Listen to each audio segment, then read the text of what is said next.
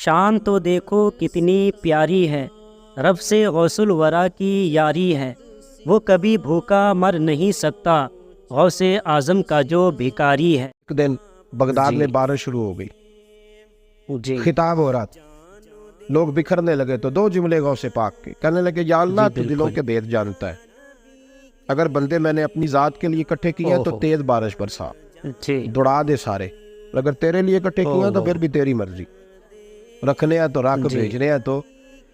حضرت یحییٰ کہتے ہیں سارے بغداد میں بارش ہوتی تھی، پر جہاں غوث اعظم کی محفل ہوتی تھی وہاں کوئی نہیں ہوتی تھی۔ دوستو، روزانہ علماء کرام کے بیانات کو سننے کے لیے، نعت نبی صلی اللہ تعالی وسلم سننے کے لیے، دینی مسائل کو جاننے کے لیے، دوستو آپ ہمارے یوٹیوب چینل احمدی آفیشل کو لازمی سبسکرائب کریں۔ حضور غوث اعظم رضی اللہ تعالیٰ عنہ، معمولی بات نہ سمجھنا، حضور غوث اعظم رضی اللہ تعالیٰ عنہ فرماتے ہیں میں قدم نہ لگاؤں تو اللہ ولایت ہی نہ دے۔ ایک آدمی سے حضور غوث پاک ناراض ہو گئے، ایک شخص سے نکل جا میرے آستانے سے، وہ کہتے ہیں میں 300 ولی کے پاس گیا ہوں، ہر ایک سے کہا میرے لیے دعا کرو، تو وہ کہنے لگا جسے عبدالقادر دھتکار دے، اس کو کوئی سینے سے لگا سکتا، چل واپس چلا جا۔ آ کے قدموں میں بیٹھ گیا، کہنے لگا سونے معاف کر دے، فرمانے لگے تو نے دیر کر دیا، میں تو کب سے معاف کیے بیٹھا ہوں، تو نے دیر کی آنے میں، میں تو رسول اللہ کا غلام ہوں، اور حضور نے معاف کرنا سکھایا ہے۔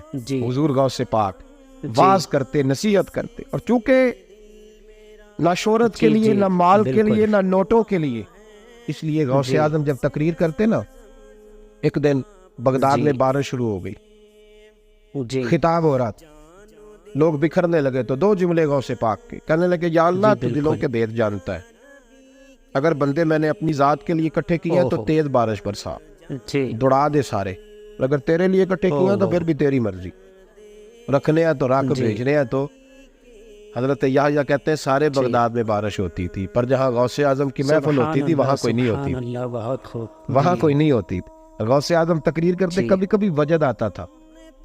وجد کس کو کہتے ہیں؟ وجد کبھی کبھی آپ کہتے نہیں کہ میرے رونگٹے کھڑے ہو گئے، لوں کنڈے کھڑے ہو گئے، پھر کبھی کبھی کہتے ہو یار پتہ نہیں کیا ہوا، آج تو آنسو رکتے نہیں، اسی کو وجد کہتے، اسی کو ایک کیف ہے، ایک مستی ہے جو چڑھ جاتی ہے، ہر جگہ چڑھتی، کہیں کہیں چڑھ جاتی ہے، اور کمال ہو جاتا ہے جب چڑھ جائے، پھر مزہ آ جاتا ہے۔ کبھی کبھی ایک ماحول ہوتا ہے نا، کبھی کبھی حضور غوث اعظم وجد میں آتے تھے، کبھی کبھی اللہ کی دریائے رحمت کو بھی کبھی کبھی جوش آتا ہے، اور میرے حبیب فرماتے ہیں وہ پہلے آسمان پر نزول جلال کرتا ہے جو اس کی شان کے لائق، اور فرماتا ہے بندو مانگ لو جو مانگو گے میں دے دوں گا۔ میرے محبوب کے دریائے رحمت کو بھی جوش آتا تھا، حضور فرماتے تھے آج پوچھو جس نے جو پوچھنا ہے پوچھو، حضور فرمایا کرتے تھے۔ ایک دن حضرت ربیعہ بن کعب سامنے کھڑے ہیں تو میں سال یا ربیعہ جو دل کرتا ہے مانگ لے تیرا نبی تجھے دے دے گا۔ کبھی کبھی دریائے کرم جوش میں، تو غوث اعظم کو کبھی کبھی جوش آتا تھا۔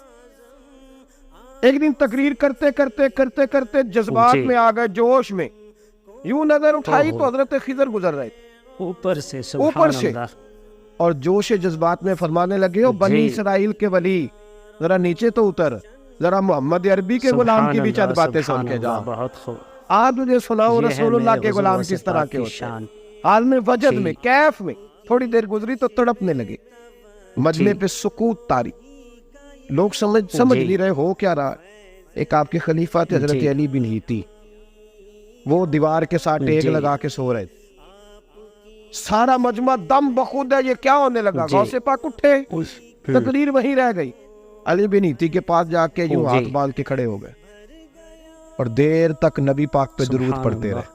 روزانہ نئے نئے بیانات کو سننے کے لیے دوستو آپ ہمارے یوٹیوب چینل کو لازمی سبسکرائب کریں۔ ان کی آنکھ کھلی تو وہ بھی روئے، غوث اعظم بھی روئے، دعا ہو گئی، جلسہ ختم۔ غوث پاک سے تو پوچھنے کی طاقت ہی نہیں دی نا کسی کی، ان سے کون پوچھے؟ لوگ حضرت علی کے پاس، حضرت علی بھی نہیں تھی رحمت اللہ علیہ، حضور یہ کیا ہوا ہمیں سمجھ نہیں آئی۔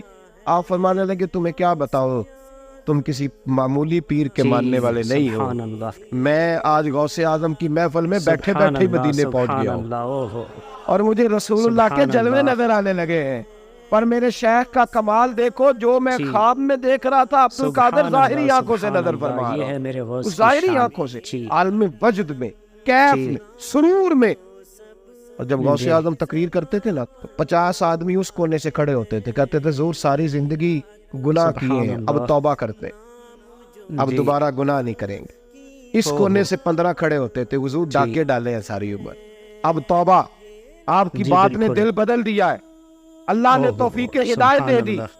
ادھر سے 10 کھڑے ہوتے، حضور سود کا دھندا، چوری کا دھندا، آج کے بعد توبہ. ایک بزرگ تھے حضرت یحییٰ بن نجاح ان کا نام تھا. روزانہ علماء کرام کے بیانات کو سننے کے لیے سبسکرائب کریں. وہ کہتے ہیں میں نے سوچا روز بندے توبہ کرتے ہیں، آج میں گنوں نہ کہ ایک محفل میں کتنے کرتے ہیں، آج گنوں نہ. اب تو کاؤنٹنگ کے مختلف ذرائع ہیں نا، کیلکولیٹر ہے، باقی چیزیں. اس زمانے میں یہاں گٹھلیاں ہوتی تھی کھجور کی، بندے کوئی چیز گننی ہوتی تو گٹھلی ڈالتے، یا لوگ دھاگا لے جاتے تھے، ہر دھاگے پہ گرا لگاتے تھے، ایک گرا دوسری گرا. وہ کہتے ہیں میں نے نا اپنے پلو کے چادر کے نیچے دھاگا چھپا لیا. ایک بندہ توبہ کرنے اٹھا تو ایک گرا ڈال دی، دوسرا اٹھا تو دوسری گرا ڈال دی، تیسرا اٹھا تو تیسری. کہتے ہیں اچانک بندے زیادہ ہو گئے. اب میری سپیڈ ہی بڑی کم تھی، میں کوشش بڑی کرتا پر بندے زیادہ. کہتے ہیں بڑی کوشش کی پر میں پورا ہی نہ ہوں.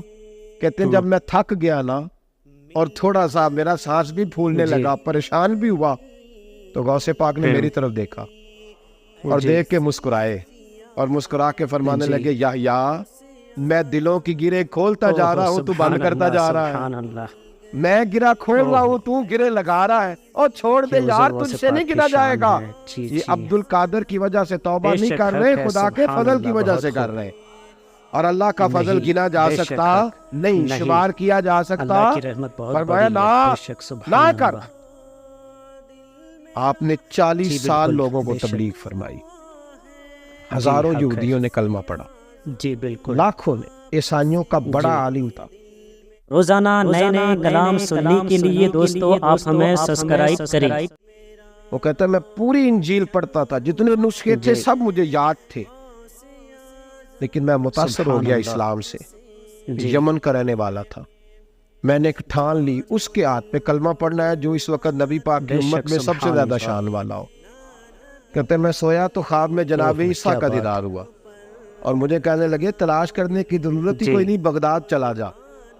بغداد حضور غوث پاک کی بارگاہ میں. اور ماننے لگے اس وقت نبی پاک کی امت میں سب سے زیادہ شان اللہ نے حضور غوث اعظم کو عطا فرمائی، شیخ عبد القادر جیلانی رضی اللہ تعالیٰ. غوث پاک کوئی دیوانے لوگ نہیں، ہمیں شعور نہیں، ہمیں عقل نہیں. ساری زندگی کھل کے جس چیز کا زیادہ تعارف کرایا وہ غوث اعظم کی نسبت ہے.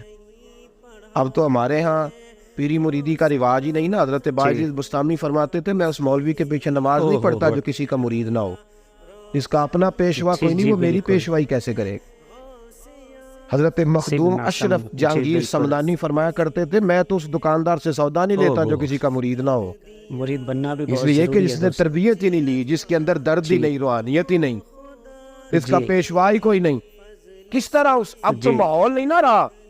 لیکن یاد رکھو چینل کو سبسکرائب کیجیے، ویڈیو کو لائک اور شیئر کیجیے. نسبت اتنی تگڑی ہے، جی بالکل اتنی تگڑی کہ ہمارے صوفیاء نے ساری زندگی غوث اعظم کا غلام کہلانے میں فخر محسوس کیا. کیا رشتہ داری تھی اعلیٰ حضرت بریلوی کی ان سے، کیا تعلق تھا پیر میر علی شاہ صاحب کا، کیا ان کا. لیکن ان لوگوں نے ساری زندگی کھل کے غوث اعظم کے تذکرے کیے. کیوں؟ غوث اعظم نے 40 سال عشاء میں وضو کیا اور فجر تک اللہ کی عبادت. فرماتے ہیں میرے مالک نے کہا عبد القادر کچھ مانگ لے. نہ اپنے لیے مانگا نہ اولاد کے لیے. کہنے لگے مولا قیامت تک جو میرا نام لے نا اسے بغیر توبہ کے مرنے نہ دینا، مرنے لگے تو توبہ کی توفیق دے دے. فرماتے ہیں میرے مالک نے وعدہ کیا ہے جو میرا ماننے والا ہوگا بغیر توبہ کے نہیں مرے گا. ایک پل میں سینکڑوں مردوں کو زندہ کر دیا، اندھے نجدی دیکھ لے قدرت ہے غوث پاک کی. جس کو دیکھو 11ویں کے ماہ میں کہتا ہے یہ آئیے گھر پہ میرے دعوت ہے غوث پاک کی. کتنی پیاری مومنوں عظمت ہے غوث پاک کی، کتنی پیاری مومنوں عظمت ہے غوث پاک کی. مصطفیٰ کی ذات سے نسبت ہے غوث پاک کی، مصطفیٰ کی ذات سے نسبت ہے غوث پاک کی. دوستو یہ تھے جناب پیر اجمل رضا صاحب، بہت ہی خوبصورت انداز میں حضور غوث الاعظم رضی اللہ تعالی عنہ کی شان کو بیان کر رہے تھے، بیان فرما رہے تھے۔ ہم سب کو چاہیے کہ ان تمام باتوں پر عمل کریں۔ اللہ تبارک و تعالی ہم سب کو ان باتوں پر عمل کرنے کی توفیق عطا فرمائے، اور ہم سارے مسلمانوں کو اہدنا الصراط المستقیم پر چلنے کی توفیق عطا فرمائے۔ اللہ تبارک و تعالی ہم سارے مسلمانوں کو پیارے آقا صلی اللہ تعالی وسلم کی سنتوں پر عمل کرنے کی توفیق عطا فرمائے، نماز پنجگانہ پابندی سے ادا کرنے کی توفیق و رفیق عطا فرمائے، صحابہ کرام کے نقش قدم پر چلنے کی توفیق عطا فرمائے، اولیاء کرام کے نقش قدم پر چلنے کی توفیق و رفیق عطا فرمائے۔ دوستو امید کرتا ہوں کہ آپ سب کو یہ ویڈیو بہت ہی زیادہ پسند آئی ہوگی، تو دوستو اس ویڈیو کو ثواب کی نیت سے لوگوں تک پہنچانے کی کوشش کریں، ویڈیو کو لائک بھی کر دیجئے، اور دوستو روزانہ علماء کرام کے بیانات کو سننے کے لیے، نعت و منقبت سننے کے لیے، دینی مسائل کو جاننے کے لیے دوستو آپ ہمارے یوٹیوب چینل احمدی آفیشل کو لازمی سبسکرائب کریں۔ دوستو ملتے ہیں ایک اور نئی ویڈیو کے ساتھ، جب تک اپنا اور اپنے گھر والوں کا خیال رکھیں۔ خدا حافظ۔ السلام علیکم ورحمۃ اللہ وبرکاتہ۔